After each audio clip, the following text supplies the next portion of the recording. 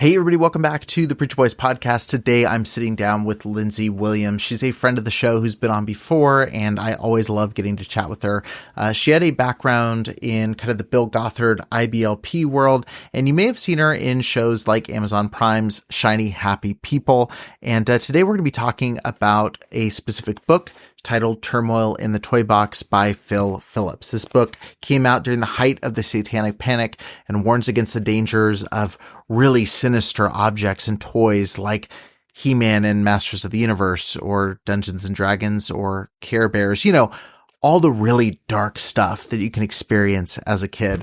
He covers it all in this book. And honestly, this conversation was supposed to be more of like a page by page, chapter by chapter review of the book, highlighting some of the biggest silly points in it. But about midway through, we ended up putting the book down and just kind of talking about the things that scared the hell out of us when we were fundamentalist kids.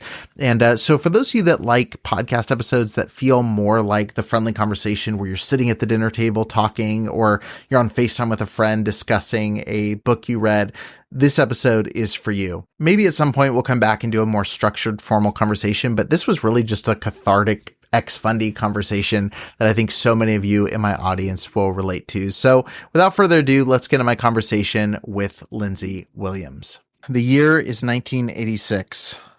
The biggest threat the church has ever faced appears in the form of He-Man and the Masters of the Universe. Only one person will armor up and defeat this enemy, and that is Phil Phillips, the author of Turmoil in the Toybox. Here with me today to talk about his incredible contribution to Christian literature is Lindsey Williams. Lindsey, welcome to the show. Hi, I'm so glad to always be here and have these amazingly riveting conversations with you, Eric. Yes. Well, we'll see how riveting this is, considering the subject. What's funny is I introduced him just now with as much seriousness as he was actually introduced in the specials that you watch. I brought you here to talk about the book Turmoil in the Toybox. Somebody, and if you're this person, comment again if you want your name out there, recommended this book be talked about. And I was like, I've never heard of this book. I don't think. I've heard of many different versions of similar books like this. None of the things in this book were new to me. But I picked it up and I was like, I watched a special with him, and then I was like, I need to order the book. And then I thought maybe I'll go chapter by chapter and do like a little Patreon series or something. And then I started reading the book and was like, it's so repetitive. No one's going to listen to that. But I thought, why not a general overview? And I thought, who better to talk about this with than one of IBLP's best and brightest, So Best you're and brightest. I can't. You are familiar with this book. Oh, yes. What was your entry point to it? What was your introduction to it? My introduction was my parents bringing it home from one of the IBLP Bill Gothard seminars. I think it's hard for, actually, if this was written in 86, then we were already in the homeschooling program. But I think, or for the one that you have, first let me ask you, do you have the one that says like 100,000 copies or 150,000? Oh, there's my camera. Oh, you have an even more advanced copy than us. It's funny to update it every 50,000, just like slowly. Yeah, and he is self-proclaimed on this. Self-proclaimed that it's this, or I think it got up to 300,000 sold or whatever. So I read a blog like smearing him, and it was like, I think it was a Christian like watchdog blog or something, but it was like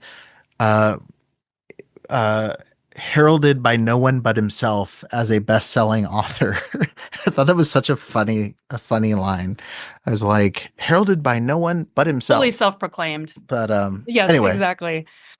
So this book was brought into our home via Bill Gothard's seminars, especially with the homeschooling seminars and the program that he had put together. Obviously, the goal and the focus was to raise the most godliest kids possible on the planet. And so you got to protect them from literally everything that could possibly infiltrate their spirits, their soul, their minds. God tells us in His Word that He has laid out a series of principles, laws, that if we violate these laws, then he will begin to bring certain consequences to us as a nation. So this was brought into the home. And at this point, we'd been in the homeschooling program, I think from 84 to 86. I don't know, maybe a year or two. Yeah. And we were watching some TV at the time. Like we were allowed to watch Saturday morning cartoons.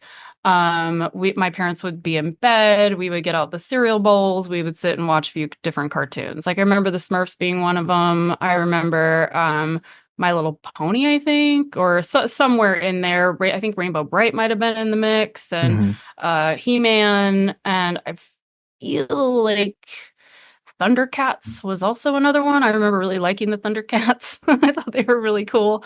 But when my parents brought this book into the home, like I've said it in the Shiny Happy People documentary, that every time they would go away to a seminar, they would come back and take more away from us.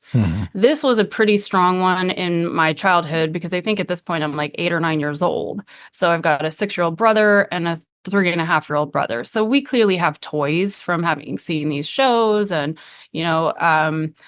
so Turmoil in the Toybox basically explains to you how and why every single one of these toys is related to the cult, to the occult, and how this little thing on this My Little Pony backside equals the occult. Or He-Man was his biggest focus. He-Man is master of the universe.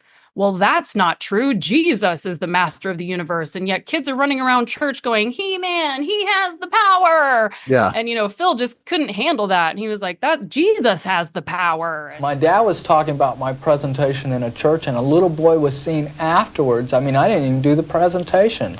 And afterwards, he was seen in the parking lot. Now, this is a kid growing up in a Christian home, going to church, Sunday school, the whole shot. Right. Out in the parking lot with He-Man in his hand, running around in circles saying, He-Man has more power than Jesus. He-Man has more power than Jesus. So we can assume that millions of children that you say watch these programs are having their minds transformed from reading the Word of God or believing what the Bible says to believing what the cartoons are saying. They have that kind of influence on their minds. Right, they're taking on many gods. It's very dramatic and it's very uninformed, but for parents who are trusting the hierarchy of Bill Gothard, if he's going to recommend this book, well, by all means, this guy's been vetted. Like he knows what he's talking about, because Bill has, given his stamp of approval on the book.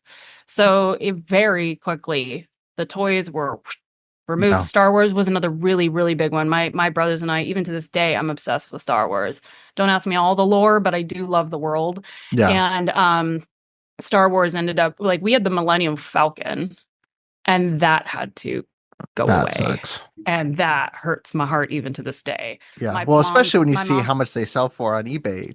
Oh, no joke, right? My mom had Barbies from the 50s from her own mom, and they ended up having to be removed as well. And I will always hurt over that, because like the class Barbie was in that mix, and just things that could have been, that were endeared to me even at that age. Nope, sorry, God's more important, and the Barbie is going to ruin my daughter's view of herself. Ended up being God ruined, via God and this like conditioning and indoctrination. That actually ruined me a whole lot more than I think a Barbie could have possibly.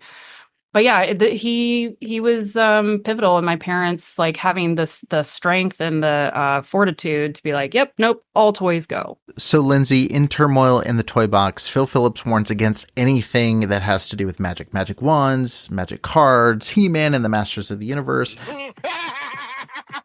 You could be summoning something horrible into your living room, but I'm going to go out on a limb here and say something that will upset all the former and current youth pastors out there. There's actually one kind of magic that I am all for, and it comes in a tiny green bottle. A few weeks ago, the team over at Magic Mind reached out and sent me some of their product and said to take it for a week, let people know what I thought. And of course, this isn't the first time that I've done this. I use Magic Mind pretty much every single week, at least every other day, if not every day. And I did it again. And guess what? Using Magic Mind did not open a portal to the underworld. It opened a portal to actually getting my to-do list done. I don't know about you, but I always struggle with brain fog when I'm trying to get things done or if I have an urgent deadline, and it can be really, really frustrating. And with Magic Mind, I noticed that it helps me get into a focused, creative headspace fast. I don't get jitters like sometimes you get with coffee. I don't have a crash like you get with sugar. It's just a calm, steady energy for a few hours. And I've described this a billion times, and I'll describe it one more time for my listeners. It literally feels for me like that brain fog. I can feel those kind of clouds rolling back. It's amazing. And it's because it's just simply a nootropic that boosts your attention and memory, gives you adaptogens to keep stress in check, and it has time-release caffeine so you don't spike and then crash, which I know is a big issue. Plus, they use nano encapsulation, which is a big, fancy scientific word that basically means your body's going to absorb it a lot better and a lot faster. So you're going to feel it working, and you're going to feel it a lot longer. So if you want to take part in this incredible form of magic, go to magicmind.com/PBOYS50. That's magicmind.com/the letter P, the word boys, and the number 50, and use code PBOYS50 for 50% off your first subscription. And they've got a 100-day money-back guarantee, so if you don't love it, you simply get your money back. No exorcism required. Have no fear, my son. We have the Bible. We have our faith. And as a backup, these beauties. Yeah, and for people listening, Phil Phillips basically designates 3 categories a toy can go into. It can be occult, amoral, or Christian. It's one of those 3. Yeah. It's very rigid categories. And basically, the amoral is like a toy train, a baby doll. You know, everything else is basically occult. And I don't think he gives any examples of like what a Christian toy is, at least cross? that I remember. I guess. A staff? Yeah, staff. The staff is a bread classic. And fishes. Fun for the whole family. But yeah, so like I mentioned, like this book specifically, maybe I haven't asked my parents, maybe they would be like, yeah, we remember people reading that. But all the things that are in it, like I said, were parroted and talked about. And, you know, we've all heard, if you grew up in most fundamentalist churches like the one that I grew up in or you grew up in, you heard about backmasking. You heard about, you know, demonic imagery in music videos and on records, and, you know, and you heard about witchcraft and sorcery and things like these gateways through children's entertainment to an extent where really like innocent things became villainized, or there were things that were just like a big no-no. For you, before we get started, and I'm curious for anybody listening, drop your answer in the comments. What was like the biggest thing you weren't allowed to watch or listen to that, like, when you tell people that, they go, that? You weren't allowed to watch that? I mean, the problem for me, and maybe this isn't a shocker to anybody, but the problem for me is it was everything, Eric. It wasn't like, oh, you can still watch Care Bears, but you can't watch the Smurfs, or you can do this, but you can't do that. It was no more cartoons. No more secular toys. My grandmother actually gifted, we have a lot of nieces, cousins, female cousins in the family. And when I was, it was very close to this age still, very new. I think I was 8 or 9 years old, maybe 10 at the most. But she bought us all Cabbage Patch dolls for Christmas because she loves to sew, and she was making little doll clothes and wanted all of us cousins to like have our dolls with the same different like the same clothes. So that was her goal. So Christmas morning, I open up my my present from my grandmother, and there's the Cabbage Patch doll, and I immediately sunk because I knew it was going to get thrown out. Yeah. And she had all these little sewn clothes that she had made. And my parents were like, oh, no, we can't have that in the home. And I didn't even get to open it up and play with it. It just went directly out of the house. And when my grandmother found out, she lost her ever-loving mind. And she was like, why in the world would you do that? That makes absolutely no sense. And of course, they're quoting Turmoil in the Toybox about how the guy that created Cabbage Patch dolls is a warlock, and he imbibes, you know, the occult comes into these when they're born in the Cabbage Patch. And so my grandmother went out and actually bought a doll that was the same size as Cabbage Patch dolls and sent it to me very quickly so that I would not, be the one kid that had her toy thrown out on Christmas Day. Right. So my parents definitely lived in extremes. Yeah. Like we couldn't even, as we were getting older, we couldn't even watch VeggieTales. Oh, wow. Like it was, so maybe that's the extreme, where it was like, no, it's just there's the one there was like that makes people bumpy go, oh, wow. music, right? Yeah. It was a little more secular to them. But similarly, I would mention before we record, my mom was always obsessed with literature. So like we had a lot more, she had media literacy. So we had a lot more, we had a lot more room than a lot of people did when it came to what we watched. Like we were allowed to watch superhero movies and we were allowed to watch, like there was we would talk about stuff, but like, and we had like the rules, like if it has cussing, you can't watch it and like that kind of stuff. But then there were also these little weird influences, like you mentioned VeggieTales. One of the VeggieTales movies has like I might be getting who they're referencing wrong, but a Backstreet Boys like parody or boys or Boys to Men, or I think it's NSYNC. New Kids on the Block. Because I think it's okay. Let me see, VeggieTales. I'm already going down the rabbit hole. I love it. I think they're called Boys in the Sink is what it's called. We always had to mute that section or fast forward it. So like there was like little things like that. That's the thing now I always tell my wife when we're watching something, like we had to mute this part, like when we're watching Spider-Man and they're at the festival with all the inflatables and she's singing, I forget what she's even singing, a very tame song, and it was like mute that, like, and so there was things like that. But like the big stuff for us was like Harry Potter. Like we checked kind of like the obvious boxes in fundamentalism where it's like witchcraft, but like then other things were okay. Like there were people who were okay with Lord of the Rings, but not Harry Potter. And, it was a very odd blend. Revisiting this book now, you started doing a TikTok series working through Turmoil in the Toybox. Oh my goodness. Are you so excited I'm back? And I have this book. The bane of my existence as a child. What prompted that first and foremost? And then revisiting it, what did you notice? Like what jumped out at you most digging back into it? The reason I started it was because it probably, I would say, is one of the most pivotal books from my childhood. This guy really locked into my parents' heads and into their belief system. And so any toy that was gifted to us, or even if we would go, sometime, like there was a system that my parents put in place of like, if you did your chores and you did everything throughout the week, you would get $0.10 a day. And then, $1 would have to go to the church because you tithe. Then you would have 90 cents left over. And then you would just, we would work so hard. And after months, you'd be like, I can go buy a toy. Yeah. And then you get to the store and you're like, well, I can't buy 90% of these toys, even though I really want them. I have to go get a koosh ball.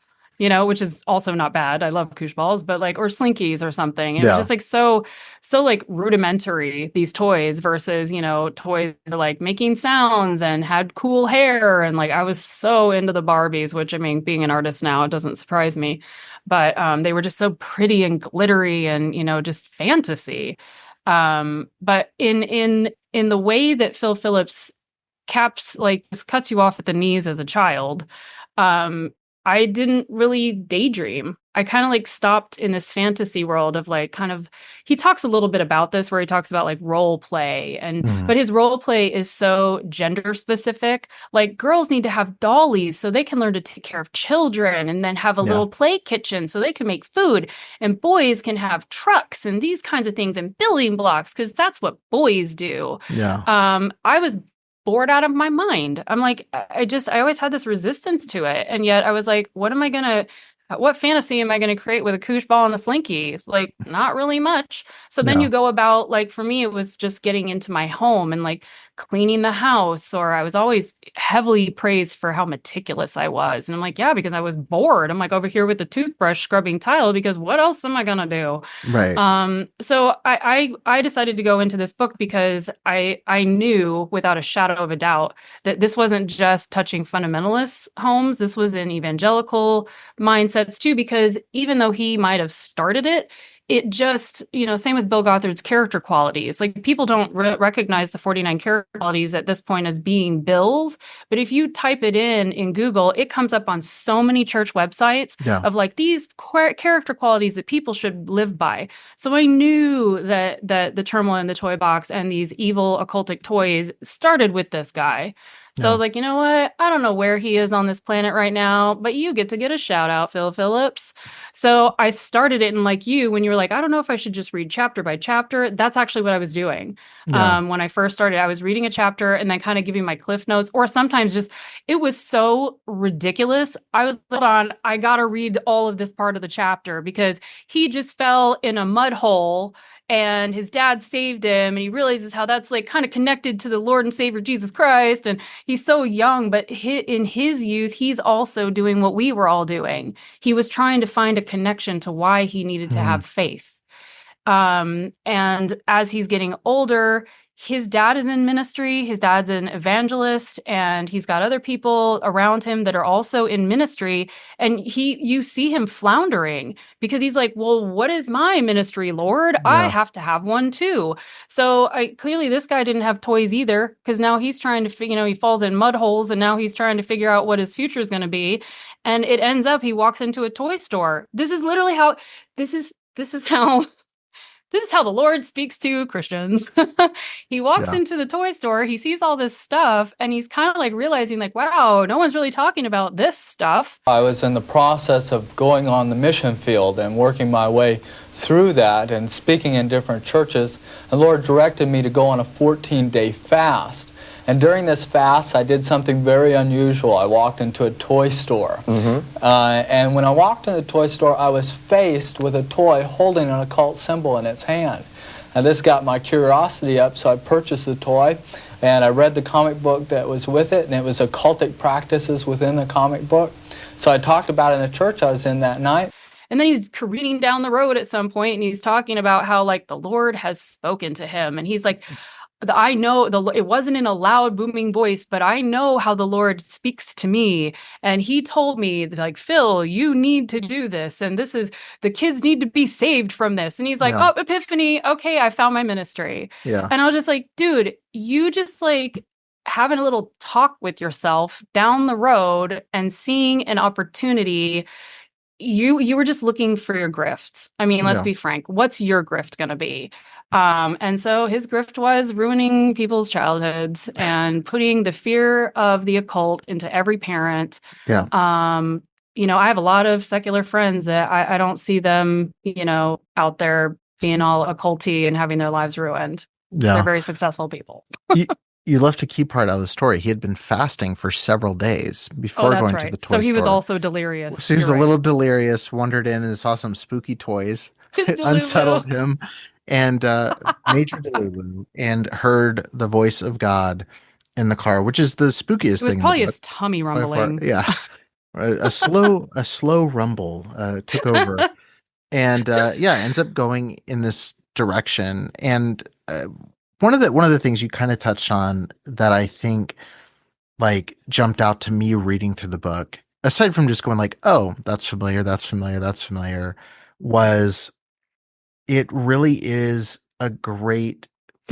I'm fascinated reading really bad writers and listening to really bad speakers in that world, because they say a lot of things without any of the flowery wording around it where like it helps it go down. Like, and one of the things that I think really pops out is like kind of this, what we'd say is legalism in the church background, but like this idea that whatever you do isn't good enough because there's an arbitrary or there's a kind of subjective standard that's set by whoever it is. So like, for example, he talks about it's good to play roles that affirm reality. So like in the future, a little girl is going to be a mother of 19 kids and counting. It's going to be a mother. So it's good for her to play with baby dolls. But then the next page is like, but the baby doll shouldn't be too realistic because then she'll get too attached to the baby and have an unnatural, unrealistic relationship with this hunk of plastic. But she should be playing with that rather than, and it's like, you can see all these little things where it's like, even the kid who's not playing with the occultic toys, that's not playing with anything bad, can like have a doll they like too much. And then all of a sudden they're sinning. And all of a sudden that needs to be nipped in the bud. And like, to me, that's like, you see that played out through people's adult lives where it's like, well, they're serving in the ministry, but are they doing it for the right reason? Or they're doing this, but are they doing, and that's the part that really jumped out to me very early on, was like, oh yeah, where the goalposts are moving page by page, paragraph by paragraph. Because he's also kind of, you see him processing as he's writing.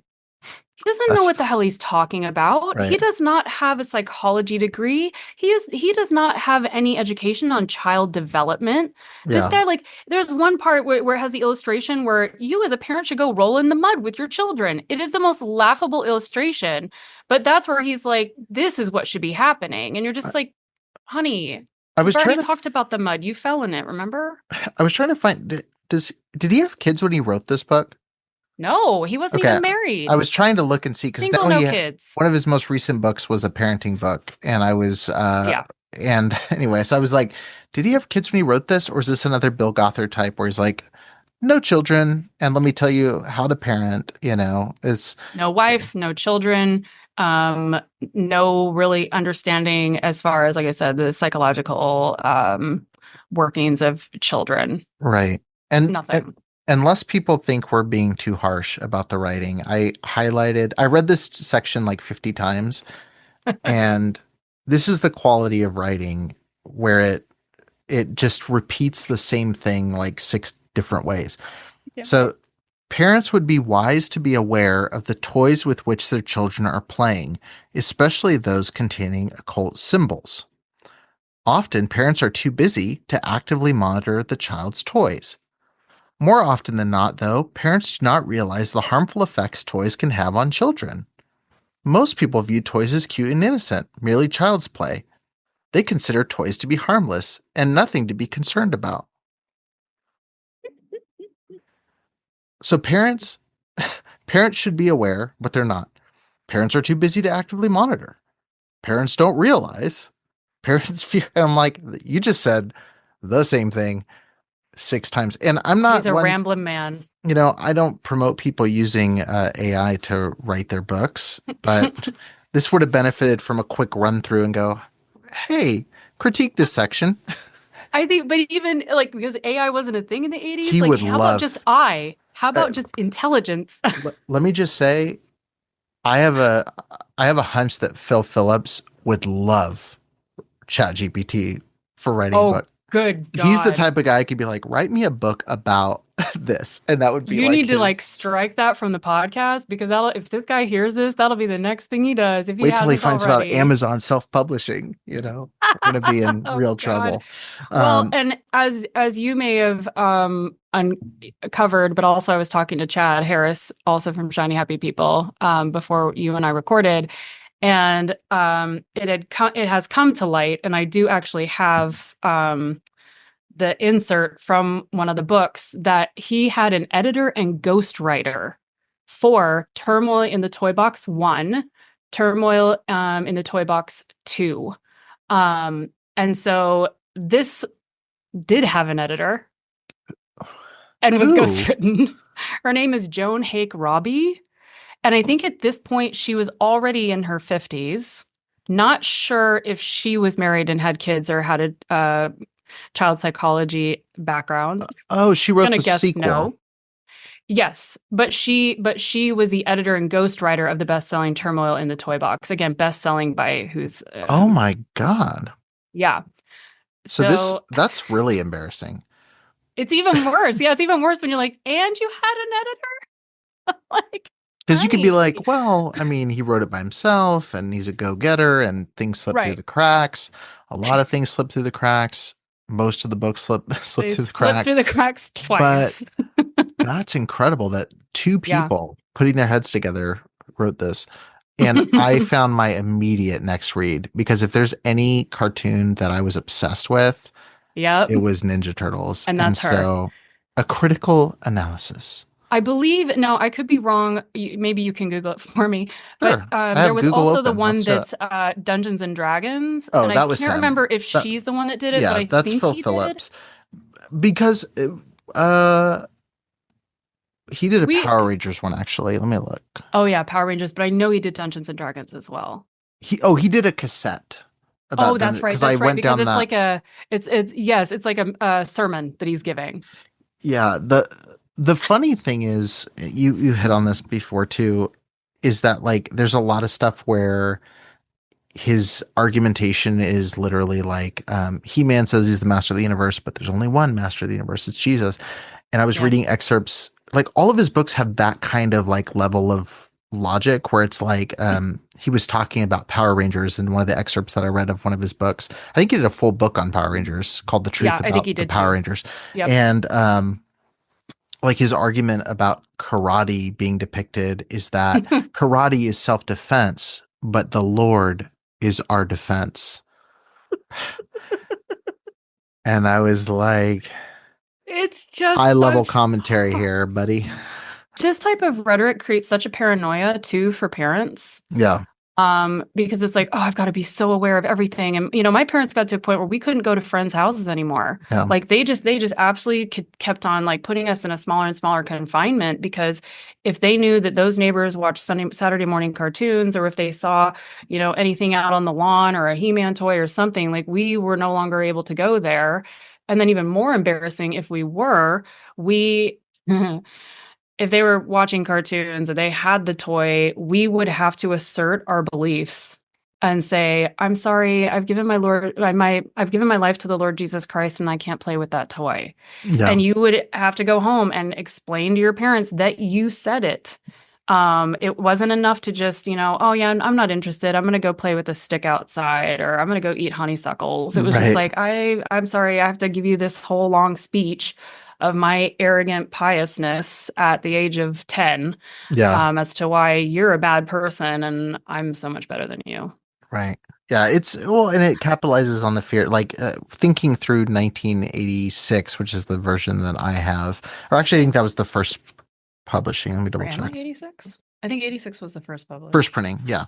So when you have a book like this that's printed in 1986, you're right in the midst of this cultural kind of panic around all these groups popping up. Mm-hmm. And it's a perfect opportunity for guys like him to jump in and go like, yeah, you think it's just these people in robes, but also it's the cartoons that are being pumped into your house every single day.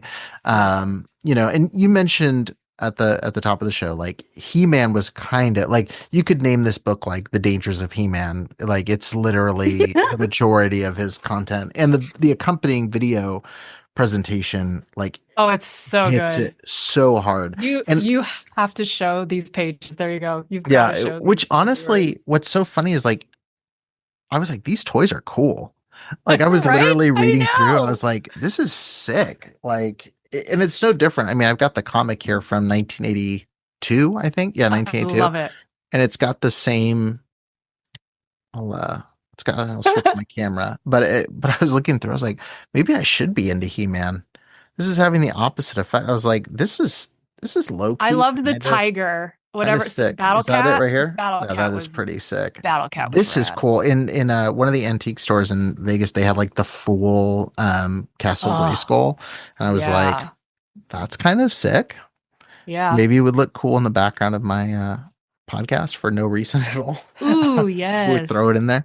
But yeah, He-Man, take me back. You're a little bit older than I am. Oh, I'm sorry, but like he has like all of these images of the toys, and I don't know if you read this part in the book, but like I read the whole thing.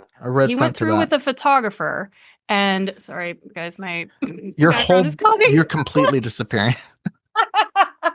Here, I gotta do this. There we go. So he's taking all these black and white photos. Yeah, I can't do it. It's the background's making such a problem.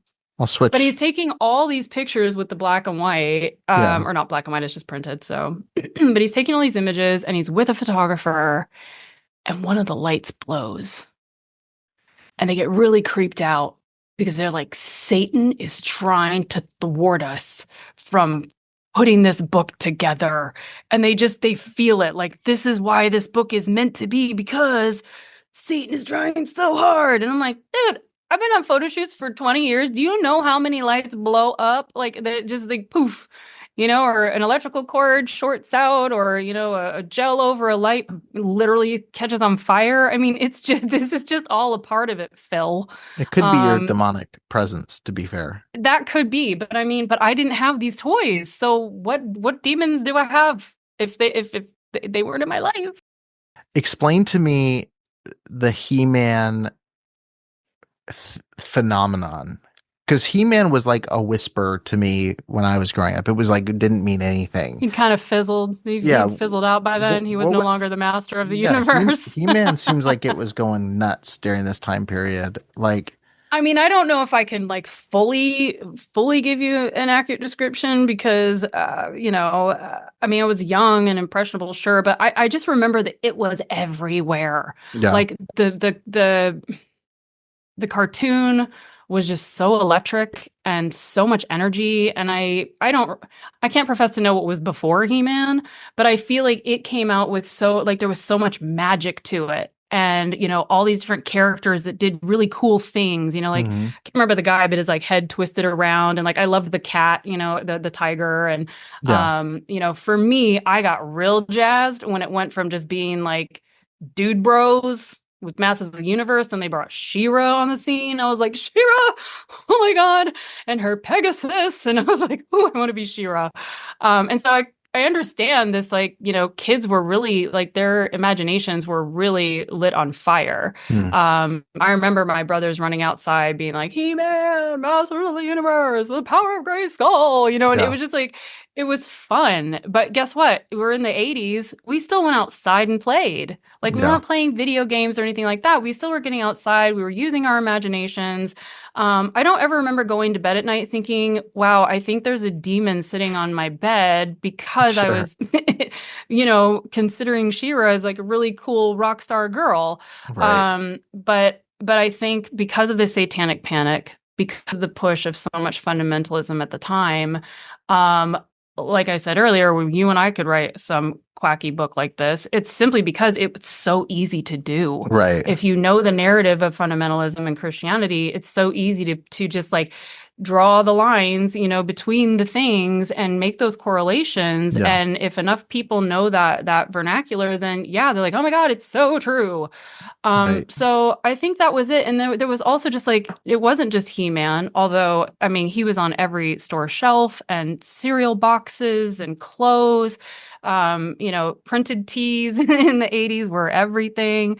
And bed sheets, you know what I mean? Like, it was just all the things. Yeah. So I think it permeated everywhere. And Christians, I'm going to kind of put the blanket statement on that one. Like, Christians live in so much fear. And it just takes one small thing for them to be so afraid of something, instead of saying, look, this isn't that deep. Kids are playing. Right.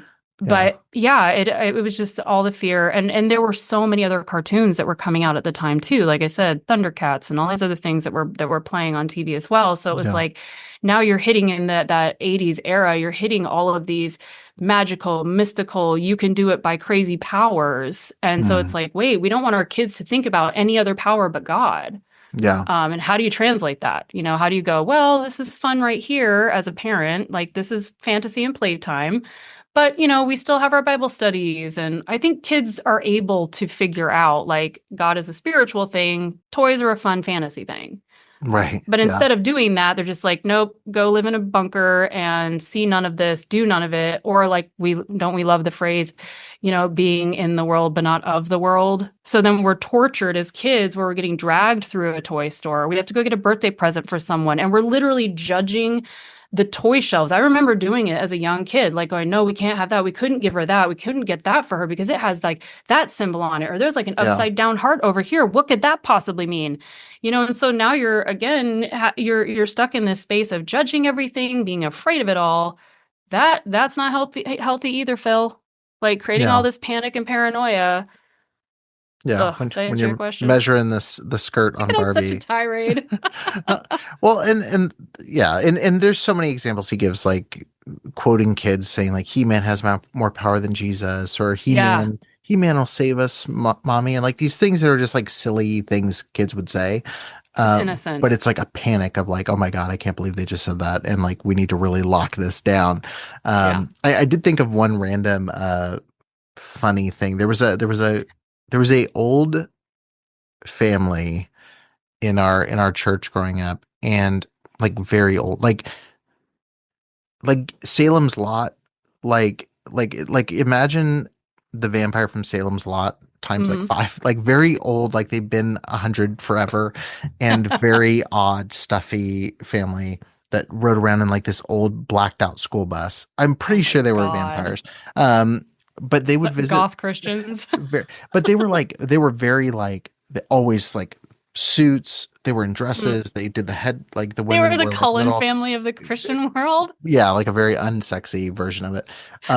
More Nosferatu than Twilight, kind Oh, of okay, vibe. okay, okay, fair. Yeah. Um, but they had a very, I need to get a copy of her book, but they were terrified of like any motion pictures. Mm. So she wrote in her book, this lady, she wrote in her book about when the TV was introduced, her dad woke up screaming and like sweating and was like, the monster, the one-eyed monster, which is a really funny nickname. It's in the Yeah. book. The one-eyed monster. And he was talking about this glowing TV screen. And Oh, basically they had wow. this belief that like through motion pictures, like it was opening a portal. And so Hmm. in church, when we switched from missionary presentations, this is what's weird is like I am on the borderline of Gen Z, where like I'm millennial, I'm 1 year Right, away right. from Gen Z, but technology in the IFB is so slow. Where like I remember them bringing in Crossover. the slides and having a slide projector where they would like Yes. run it. And when missionaries switched from that to like an actual projector, it was a huge deal to them. And anytime there was going to be one, they would all get up, leave, go to the back of the church, and then Wow. come back in once it was over. And I What remember like fear. I was so interested in movies growing up, like and filmmaking. I was running out the Yeah. camera from the time I was like a little kid. And I just remember telling my dad, like, it's 24 pictures a Mm. second. It's pictures. They're just going really fast. I was like, it's like a Right. slide projector, but fast. And he's like, I don't know how to tell him that. Like, it's just, that's what How their do we belief sit is. down and explain to them? Uh, but you mentioned a second ago the fear side. This Mhm. sentence kind of sums up this. I wrote this down and again read it like 50 times because I was like, what? Um, Dungeons and Dragons is another big piece that comes up in the book, but he gives a list of things that are scary about it. And again, it's almost like you're shooting a shotgun blast at like Christian fears to go like, what Yeah. one of these will stick. And they'll be like, yeah, we agree. So Hmm. he said, after extensive research, Christian Life Ministries and other experts have concluded that Dungeons and Dragons is not a game. Instead, they claim it is teaching on demonology. Let's keep track here. Demonology, witchcraft, voodoo, murder, rape, blasphemy, suicide, assassination, insanity, sex perversion, homosexuality, prostitution, Satan worshiping, gambling, Jungian psychology, barbarism, cannibalism, sadism, desecration, demon summoning, necromantics, and wait, there's more, and divination. In fact, these are all behaviors and practices that God forbids in the Old and New Testaments. In that order specifically? Remember when God forbade Jungian psychology Yeah, in the Bible?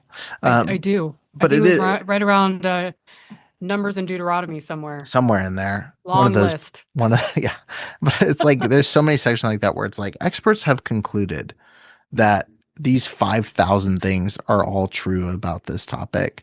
Where's the report? I'd like to see the actual Yeah, report the and what studies conclusive were done. peer-reviewed Yeah. study on Yeah, Dungeons and exactly. Dragons. As a kid consuming, so like you have the parents that are kind of in this like satanic panic that are like Mhm. terrified of this stuff. But I'm curious for you, like, how much of this filtered to you where like it became a concern for you, if it did? Because like I'm always fascinated by like the fears that like kind of pass through osmosis into the kid. I mean, it's taught to you verbatim too, but like you kind of Yeah. see the fear. Which of those things kind of like hit you where you're like, I'm scared of this, or like I'm You want to terrified take of a this? guess? Assassination. That was the one. Wait, are you talking about on that long list of No, not on the things you long just list. listed out, or Not on the toys in long list. general? But like I'm saying, like in terms of fears, like because I think What like things what was I afraid of? well, like I think for me, like I would have things I was freaked out by that like Okay. didn't have a play. Like for example, I remember telling on my friend because I found a Soldier Boy CD in his room, you know, and it's like I remember telling my fourth grade teacher, like I'm really concerned, like sitting down and being like, I I see. saw it in his room. I don't know why he has that. I don't know who gave it to him. I don't know why he's listening to it, but it's really Yeah. concerning to me. It's like there's things like that. So I'm curious, like, did you absorb Okay. any of like the actual fear, or was it just always like my parents are being a bummer because I like this thing? You Right. I know? was gonna say my fear was never getting to experience anything in Yeah. life. But I had fears that were probably a little more they were heavy, but I felt like I was shown sort of proof a bit. Like I think one of the biggest things that I was concerned about was actually demon possession. Because I had seen two different times someone that my parents, this woman and her friend, had come to stay at our home because, you know, we're always opening up our home for ministry and whatever.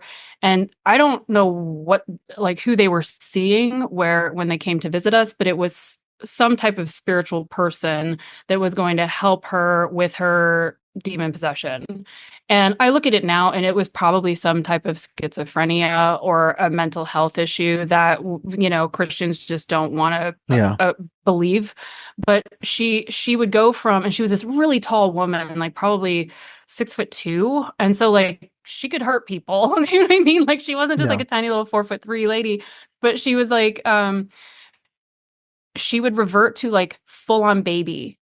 Like we would be sitting at the table and we would be eating, and all of a sudden she would get down and she would crawl over into the living room and just like start like slapping on the end table and, you know, just pacifying herself. And then this lady, I remember, we'll never forget, her name was Peggy. I don't remember her last name, but Peggy would go over and she'd be like, no, no, no. And then she would start like, you know, just praying to the Lord Jesus Christ to exorcise whatever had come back into this woman's soul. And so then my parents are kind of going over and also dealing with it. And then the woman's like thrashing around. And I was like, it's real. Yeah. Like, but I wasn't like, oh, if I still go play with a My Little Pony, that's going to happen to me. That's It the was more cause. like, but I never even correlated that. I was just like, well, somehow you could just be living your life and a demon would just show up and ruin it for you. So I also didn't have the wherewithal of like, how do you steel yourself so that the devil can't possibly like embody you? I don't know if you guys know the name Jim Logan, but in our community of IBLP and ATI, Jim Logan was known as kind of like this spiritualist, or not spiritualist. What do we call him? Like he was always battling people with that, you know, had these like demonic possessions. And so we would hear stories at the seminars of people who, like, you know, a little girl was at her friend's house and this TV show was on and all of a sudden demon possession. But I would still want to watch TV and I would still want to play with the toys, but there was still that inherent like nervousness and anxiety in myself that could possibly happen. The kid had all kinds of problems. I mean, I can't even tell you, it's multiplied problems. That was just one of many, many problems. As we commanded the spirits to speak, they were hooked up to slasher music. I didn't even know there was slasher music. It's music about rape and murder that kids listen to today. Horrible music. It's a form of rock music that is just absolutely vile. And this kid was listening to it all the time. And spirits had come into him through this horrible slasher music, now getting him to act out the very things he was listening to. We destroyed the music. The spirits left him. Those spirits left him. And he never had thoughts of rape and murder from that prayer time on. And then I was just afraid of human beings, to be quite frank. I was afraid of the humans in the world. That was a lot more me, was like fear of other religious groups, fear of bad teachers, or I mean fear of martyrdom. Like it felt so I don't know. It's so interesting. Alice Gretchen in her book at the very beginning talks about like there's what she talks about in writing a memoir. She's like, there's what I experienced and what happened. Like basically like there's what I felt was a lot, maybe wasn't a lot, but I know like for me, like I felt like we heard stories about like martyrdom a lot, especially early on. And I mean, the stories of like, oh, the missionary family was on a bus and people got on the bus and said, everybody on the Christian who's a Christian sit on the right, everyone who's not sit on the left, and like, would you be willing to? And it's like, would you stand up for Christ? That conflict of like, would I be able to do that? And like, I don't think I would. What does that mean? And like, there's so many layers to that.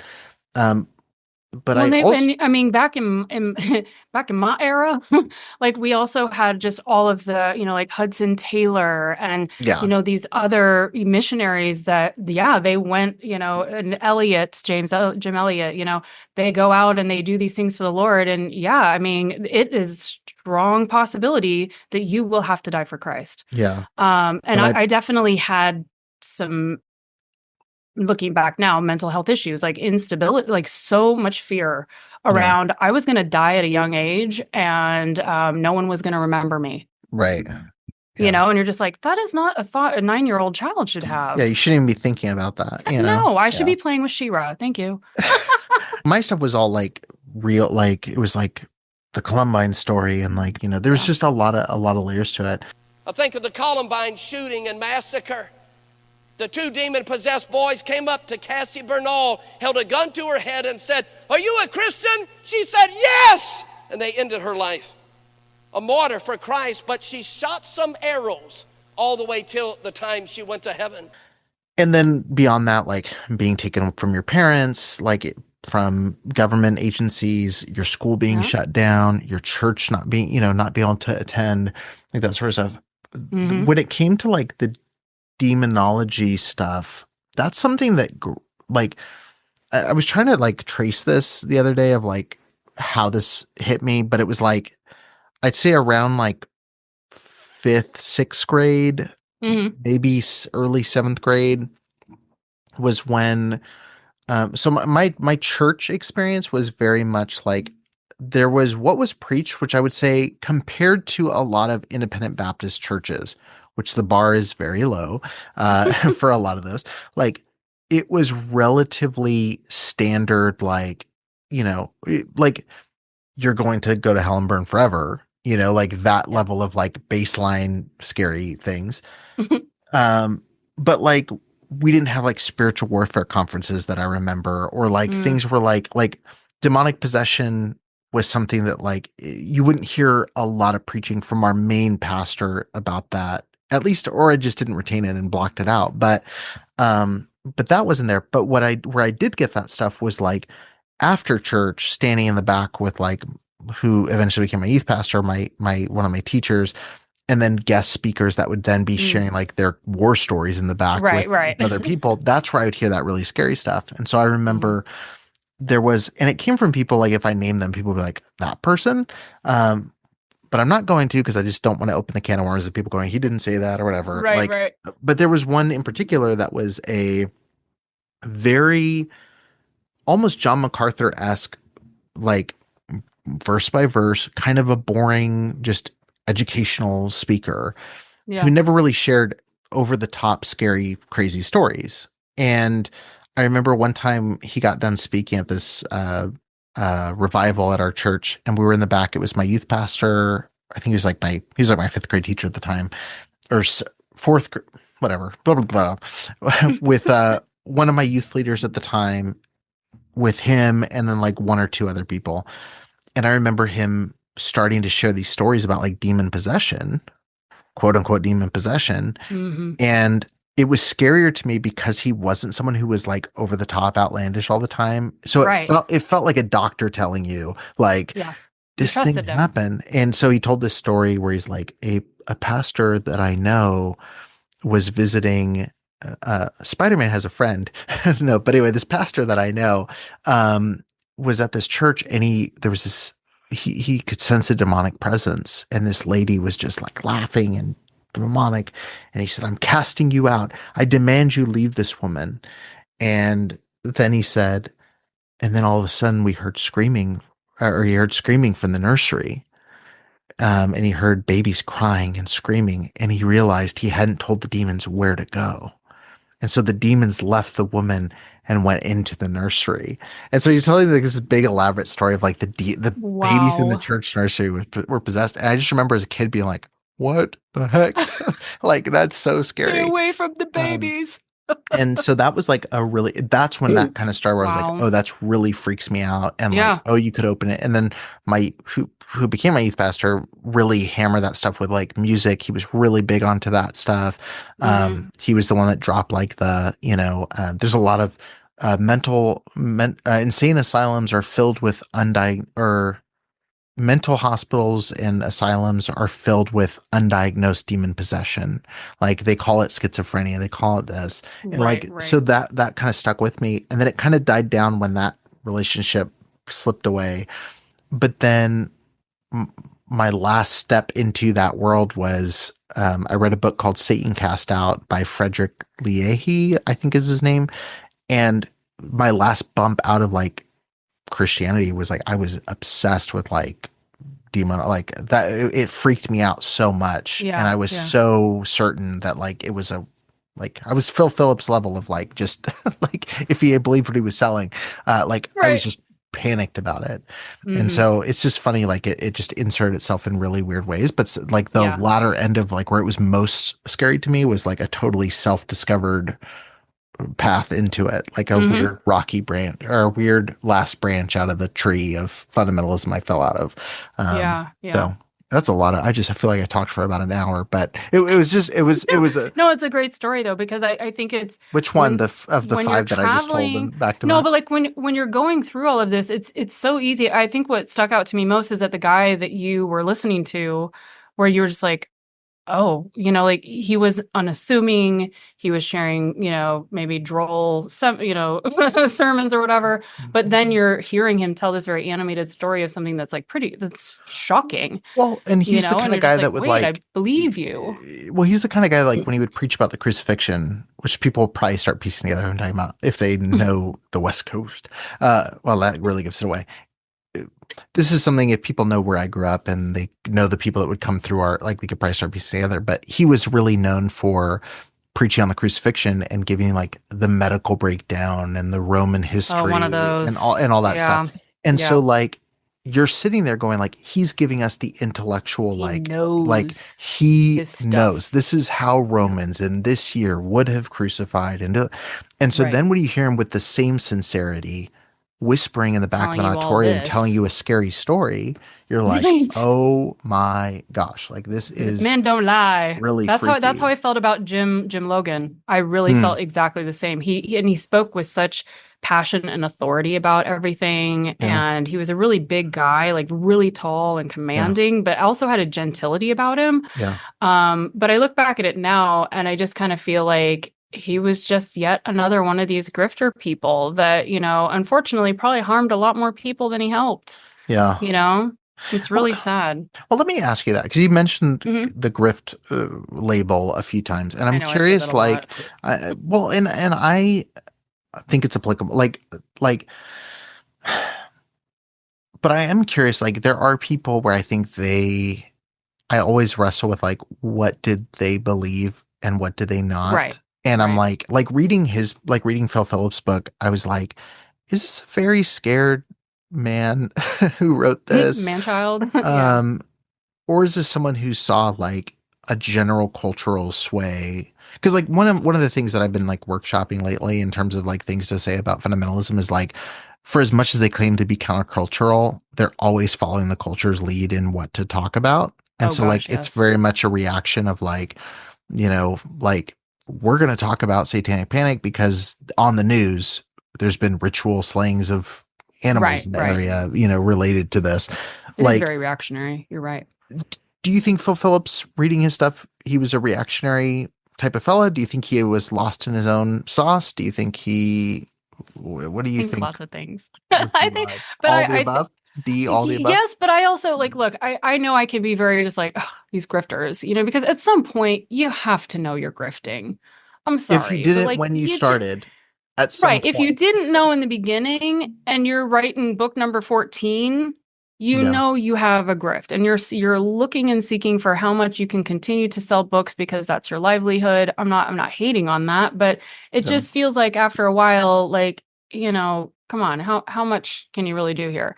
But when I read the very beginning of this sadly written book, I feel bad for him, because he is also the son of an evangelist. He's getting dragged around the country at a young age, and he's trying to figure his life out. And obviously it made an impact on him because he puts it in the book. I'm like, we're literally just talking about demonic toys, but he spends a lot of time talking about his upbringing and kind of how he was lost for a while. So it almost felt like he had a mini biography moment going on here that he wanted to be seen. So I have full compassion for something like that. Plus you have an evangelist father. That dad was probably pressuring him to be an evangelist, or I think Find at one point niche. he tried a couple of different ministries, and they just weren't working out for him. And then he got his aha moment at the toy store. And I can understand at a younger age because I was that too. I'm like, I'm just grasping at anything to find validation in my purpose and existence on this planet. And then if you're really in the sauce of your belief system, you're like, when is God going to tell me what I'm supposed to do? And the parental pressure, the pressure of just everyone else within these churches who's going, well, you're the son of an evangelist. I mean, I can only imagine what was going on for him. Yeah. It is a sad state of affairs when you're like, I have to contort to fit into some form of the approved path. Yeah. Well, and now in his newest book, I kind of went down the rabbit hole yesterday of just reading some of the stuff on that website with ADD. He has ADD. Yeah. And so I'm like, oh, kind of makes a little bit of sense the way the books are written, sure. The way that it carries through. And I'm just like, my God, was he just diagnosed with this in the last few years? And he's gone his whole adult life, not a childhood and adult life, not even realizing maybe some of the things that he was struggling with. So I do have extreme compassion for people. I think I get just so cynical with this stuff because it's so, at this point, it should be called out that this stuff was not okay, regardless of where you were in your life. It's almost like Josh Harris, where he's like, that whole I kissed dating goodbye thing. Oops, changed my mind. Sorry, it ruined everybody. Trying to really course correct on that. And I have a lot of respect for that, because he's owning, a place where he did think that he had the best intentions, but it obviously didn't lead to the best outcomes. Right. Right. Yeah. Yeah. It's an interesting thing, at least, to go, where does the grift stop and the true believer start? And and the reason, I'm always second guessing is just I know how much I believe to things. So it's kind of because I think sometimes, especially now, I'm almost a decade away from any form of that orbit. And I can find myself going they couldn't believe that. And then I start going what did you believe, Eric, in 2013, 2014, even into 2017, you had some really weird things that were really crazy. Right. And it's that's the part where I go I wonder how much of this, but like you said, the thing for me is research and study on my own kind of eliminated those really silly thing. And so I always question when someone's 4 decades in, where I'm like, you've read some books, I don't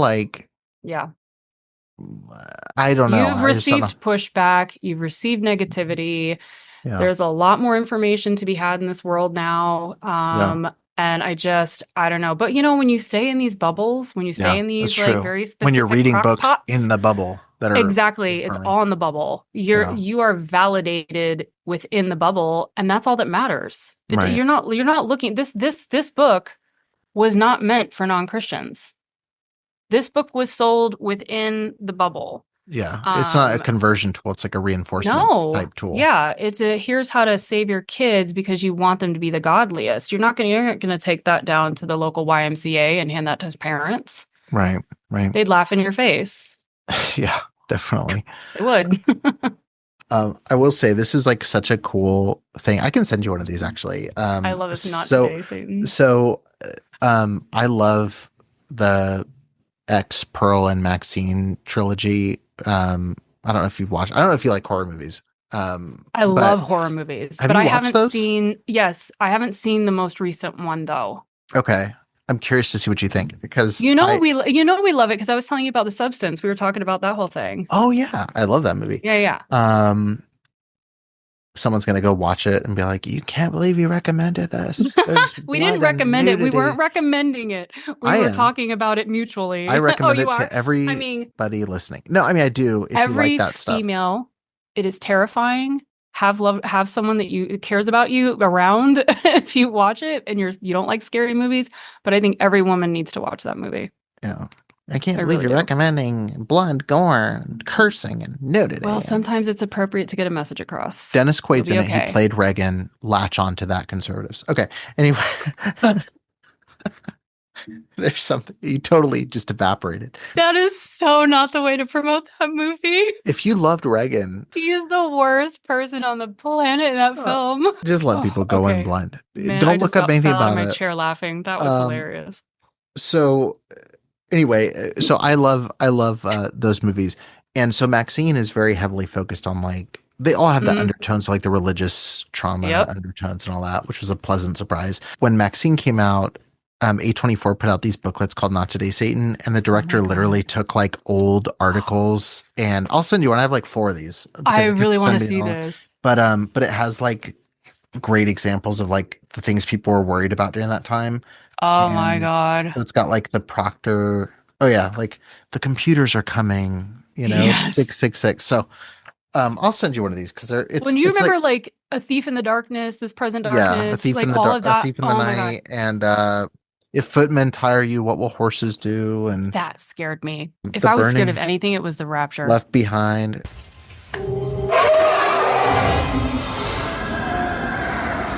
But like Procter and Gamble logo with the upside Procter and Gamble, yes.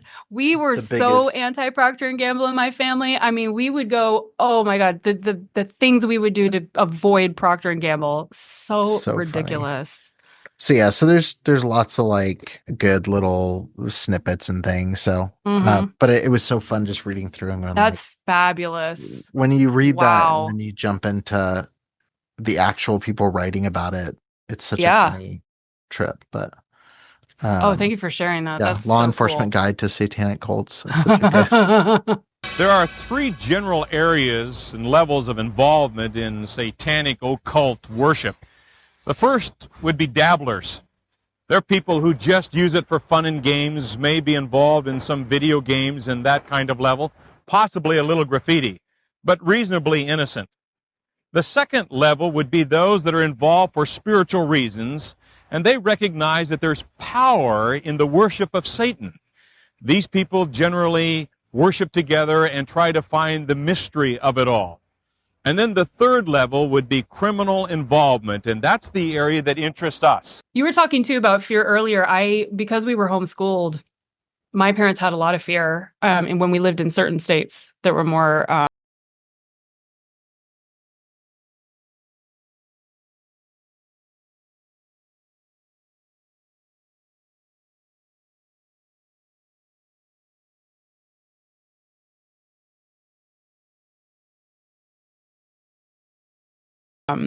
Democratic or Democrat versus Republican, but or conservative versus liberal, whatever. But they would get so worried about, like, my mom loved to get us out for, little field trips. Basically, she wanted to go to the craft store, but we'd go out to field trips and things like that. And we would have to tell them, that we just, either have a slip or something, or we're just taking, a down day. Like we had to be very careful of not saying like, we are Christian homeschooled people. And it was just this crazy fear that something was going to happen to us. And nobody cares. And I felt like so much anxiety, but we would get asked, like, especially in the craft stores, like, honey, why aren't you in school? And there's like, the government's going to take me away from my parents. Yeah. Like, I was so afraid I was going to get thrown into foster care.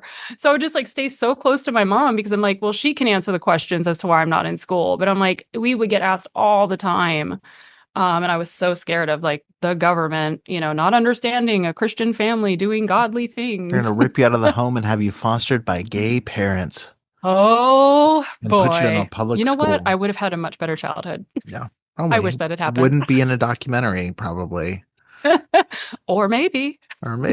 Yeah, just the fear of the government, fear of like being out in public on a school day, because we would constantly get asked like, honey, why aren't you in school? And we're like, well, because we're on a field trip to the craft store, like to the to Cloth World. Yay. Like really weird field trip there, honey. Yeah. So, that was again, that was the stuff it was like the unrealistic, realistic fears of because I remember certain people would be like, make sure if you're telling your doctor you spank, it's the right, you know what I mean? Like, don't tell the wrong people that you spank or don't do that. And like, that's the stuff that was always scary to me is like, don't take me away from my school or my church. Yeah. But like the parents understood what was a true threat or not, I believe.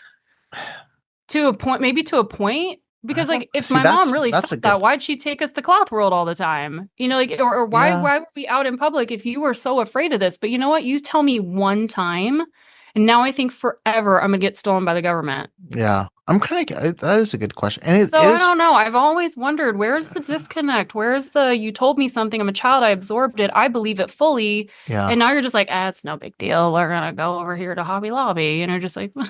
I feel like the title. I feel like the title of this episode is just fundamentalism scared the hell out of me. Yes, let's do it. I love that. Because I didn't expect to branch this much just into like our paranoias connected to the church, but thank you, Phil, for starting it. Thank you, Phil. We left you in the dust ages ago. Yeah, but you're so old news. But that's the thing though. I was reading through it. I was like reminded of like that mentality of like being so worried about stuff, and it's weird talking to my parents now because like they've taken quite a journey themselves where it's like I can talk about things, but like sometimes I'll say stuff on the podcast like my mom's listening right now. Like not right now, but hi, Eric's mom. She's over there. Come on out. But as people are listening to this, she's one of those people, and I know that she'll like message me and be like, "We didn't care about X," or she'll be like, "Oh, I can't believe you don't remember. We used to be strict about this," And so like there's always these weird things, but like. That's the funny thing now is like we don't talk often about this stuff now because like I don't really care. Like I'm not going to hold court with my parents all the time. Right. Like, what did you do this for? Because they're really amazing parents. Because she's listening, I'll say that. But it's like stuff where I'll mention something that was a huge deal to me in my mind growing up, and they'll be like, "We didn't care about that," or I'll say like the reason why we did something, and it's interesting recognizing stuff as like that was a huge deal at youth conferences that they didn't hear in adult church. And then there's things that they said and then the reasoning that we heard in like Sunday school was different, absolutely. We weren't allowed to watch SpongeBob, but my parents never said why. But like one of the people who taught one of our Sunday school classes told us that the creator of SpongeBob was gay and he wanted to create the cartoon for gay men, and that the cartoon ended up getting sold to a kids network to try to make more kids gay. Oh, no. So it's like just the tangled web of inaccuracy. Yeah, so it's like stuff like that where I'm like I'd be like there's a big long list of stuff where I'm like I'm curious if my parents thought that. Or if that's something. Luckily, I never watched SpongeBob, and so I am a heterosexual. Just for anybody listening. Dodged a bullet. Just kidding. Someone's not going to take it as a joke and be like, he's homophobic. No, I don't think so. No, but I'm joking. I wish I had it bothers me every day I didn't watch it. Like I said, I wish that the government had taken me away and given me gay parents. I would have been having a much happier childhood, genuinely. But first, I'm going to say I'm so glad that your parents are so open to having conversations with you and that you can have that dialogue, because it's something I'm denied. Yeah. To be able to say like, hey, this is what I remember, and this is what you guys were doing back then with the toys, but like, did you really believe it? Because I feel like in a weird way, if they were like, well, for a time, yeah, or not really, but then yes, it just is more information for my child healing brain to go, oh, okay, little 8-year-old Lindsay, your parents were, yeah, they got lost in the sauce for a while, but do they believe it now? No, absolutely not. Like, that was just like a radical time in their lives. Unfortunately, you were collateral damage to their belief system, but I don't know. It would be nice to have those dialogues. Or even to know, like, yeah, we still do, or we do, you know, like, or whatever. Like, exactly. Are you, forgive me if you've shared this before, Okay. but you're no contact? I'm no contact. Yeah, Okay. I went no contact with them. Actually, before the documentary, I Like I right wrote around them that victim. time. About 4 months prior, I wrote them victim impact statements individually and read it to them and told them a lot of things that they had never heard before. And so I'm no contact with both. One of them by my choice at this point. The other one has never reached back. So it's kind of like but it's one of those things where I'd be like, but it's okay. It isn't okay, but I'm actually the better for it, because I had a lot of enmeshment from one parent, and then I had a lot of actual kind of experienced Stockholm syndrome when I decided that I wasn't going to communicate with them anymore, and I realized just how locked I was in needing to like make them happy and proud, and all this over trying that I've been doing for 25 years of my adult life. And so now it's been 2 years now, 2.5 years. And I just feel like so released from all of that. So it was actually the healthiest thing that I could have done for myself. Yeah. Yeah. So but it doesn't still... mean I don't pine over, having a parent that I could like talk to and be like, assuage some of my issues. One of the things where like, is it better to not have a direct relationship? Yes. But obviously the ideal is to have a good relationship with absolutely normal situation. You know what I mean? Like that. Or open people, you know, because at this point, they're parents, but I've kind of revoked their relationship status. Like they are their first names and they are human beings on this planet. And I love all human beings on the planet, but I have to identify the fact that like, I can't call you parents anymore because you didn't show up how you needed to. Right. And I do put the ownership on them for that and the responsibility. But I'm also not, like you said earlier, I'm not trying to hold court. You know, it's just more like, I just want you to better yourself so that we can actually have these conversations and like get to a point of like super healing with each other and get to a point where like you even are with your parents where it's like, hey, we didn't really feel that way, or oh yeah, we were really strict about this. I just think it's healing to have that two-way dialogue.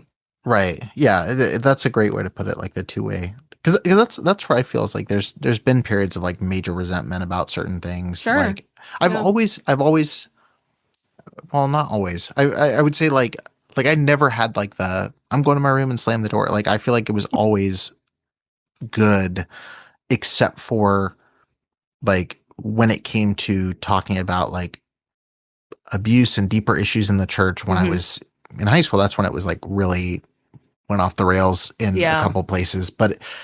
And then it was like, well, why did we stay in this? And why did we, like all those questions you wrestle with. But like, I do like that there's a level of like, hey, I think this is what happened.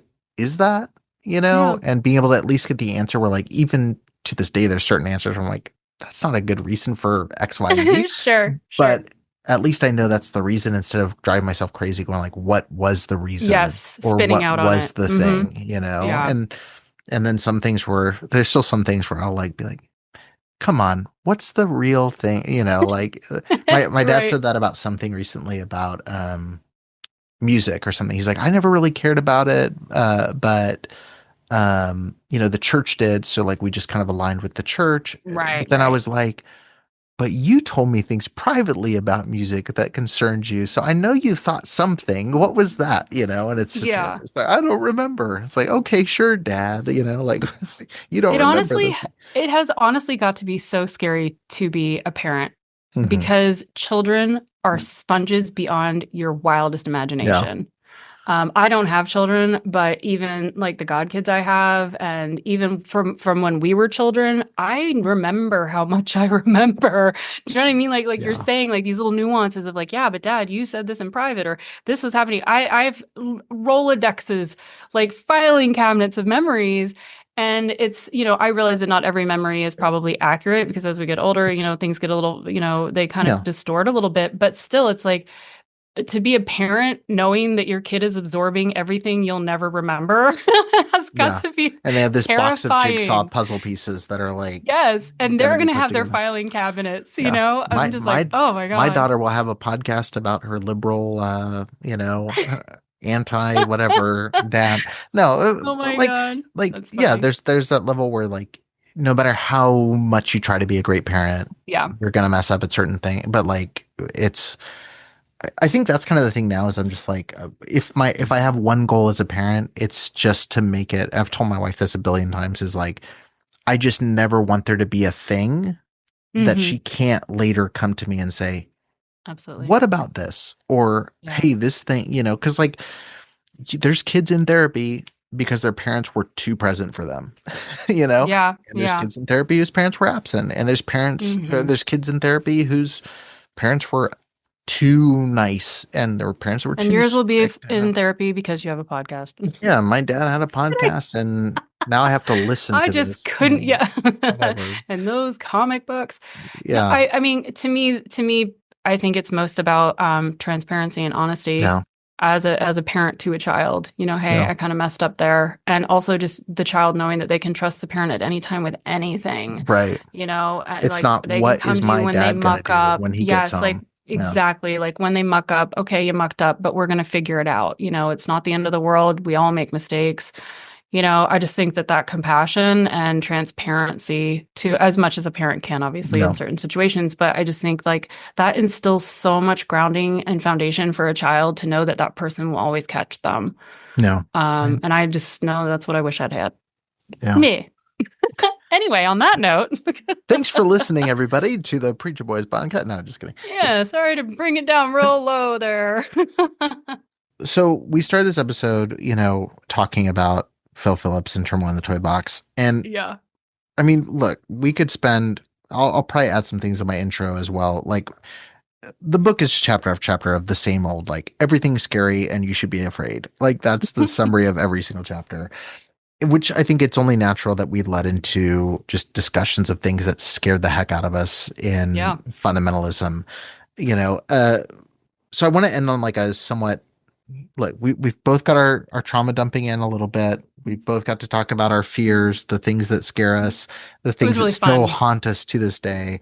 I want to end on a slightly positive note with a pitch I have for a movie. And if Pixar's listening, because I know they are, obviously, it's the Preacher Boys podcast. I have a pitch for a new Toy Story movie. Ooh. We bring Sid back. Sid grows up. He's haunted by what the toys did to him. And he becomes a televangelist warning America about the occult dangers of these toys that come to life. I think there's something there. That could like be literally Bo Peep and Woody just were so imbibed by demons, just traumatized.